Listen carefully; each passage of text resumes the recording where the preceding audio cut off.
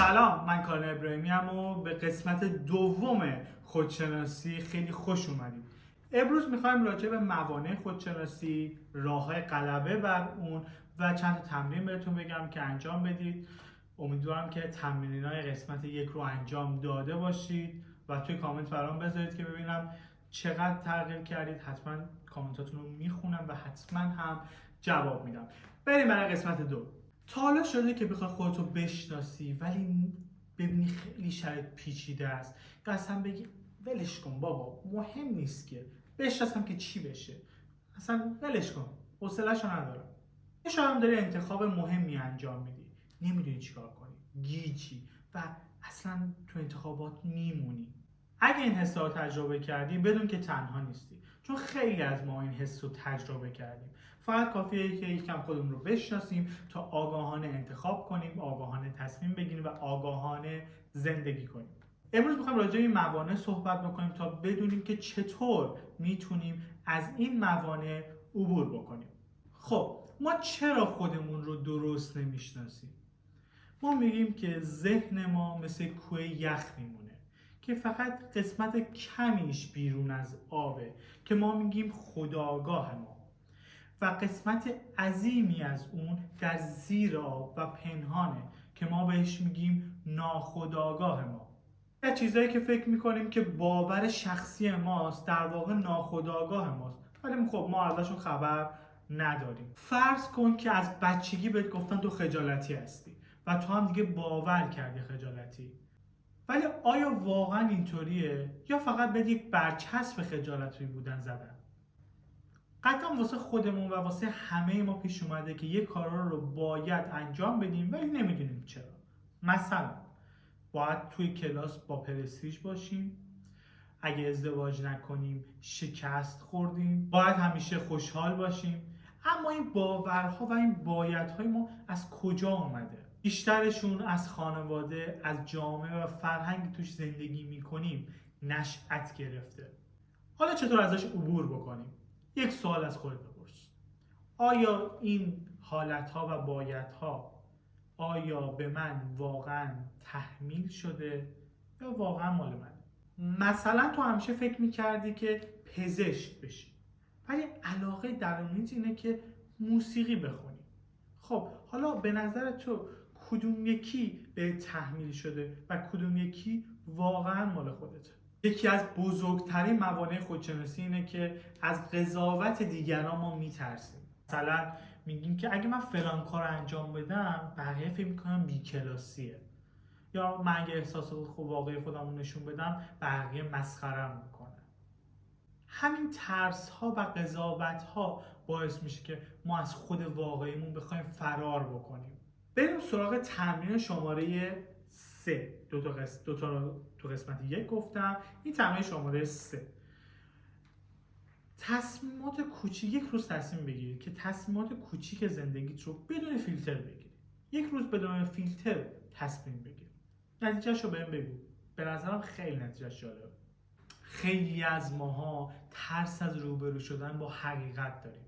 مثلا از تغییر کردن خیلی میترسیم. چرا؟ چون که مثلا فکر کن که ما اگه بخوایم خودمون رو بشناسیم مجبور به تغییر میشیم. من الان یک شغلی که 20 ساله دارم مثلا کار میکنم و معاش میکنم ولی میفهمم که هیچ علاقه بهش ندارم و باید تغییر بدم شغلم. قطعا برای من خیلی سخته و ترجیح میدم که تغییر نکنم. خیلی از ما انقدر تو روزمرگی غرق میشیم که اصلا دیگه فکر نمی‌کنیم. میریم سر کار، میایم نهار میخوریم، شب سریال میبینیم، میخوابیم. همین کار رو و این چرخه ادامه داره و هیچ جای از زندگیمون انگار که ما انتخاب نمی‌کنیم و انگار زندگی داره ما رو توی یک مسیر از پیش تعیین شده داره ما رو پیش میبره. تمرین شماره 4. اسم تمرین از تمرین وقفه آگاهی. این چجوریه؟ تو یک روز که این ویدیو رو میبینی همین الان از خودت بپرس این مسیری که دارم تو زندگیم قدم برمیدارم مسیر واقعی منه یا از مسیر از پیش تعیین شده؟ بهش خوب فکر کن. همینجا میخوام بهت یه تمرین دیگه هم بدم که بهش نمیگم تمرین شماره 5، یه تمرین بین خودشناسیه. چی بهش میگیم؟ تمرین آینده نگر.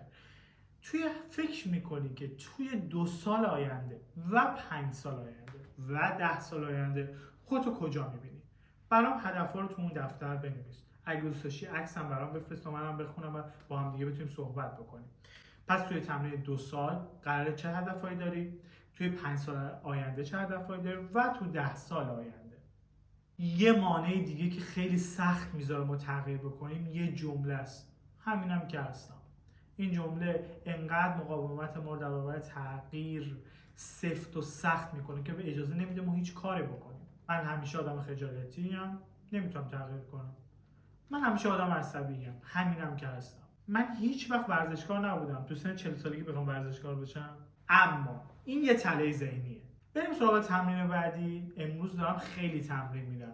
تمرین شماره 5. این چه نوع تمرینیه؟ بهش میگیم تمرین تغییر باورها.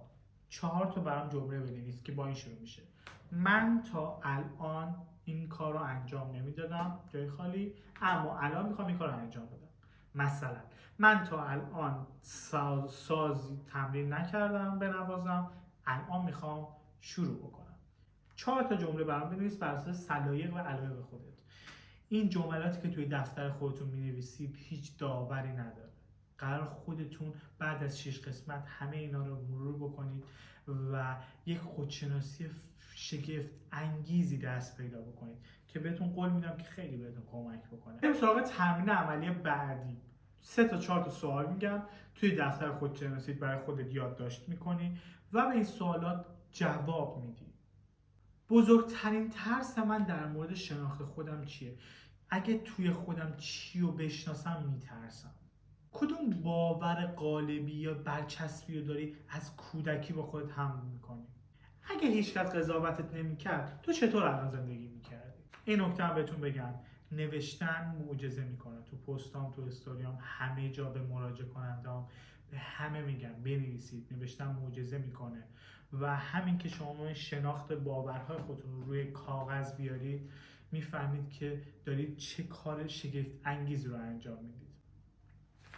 این هم از قسمت دوم خودشناسی. امیدوارم که خیلی دوستش داشته باشید. به من که خیلی حال داد، خیلی تونستم بهتون تمرین بگم توی این قسمت. فقط این نکته یادتون نره، این کانال نوپاییه. دوست دارم که حمایتش بکنید. لایک، کامنت و سابسکرایب. مخلصم.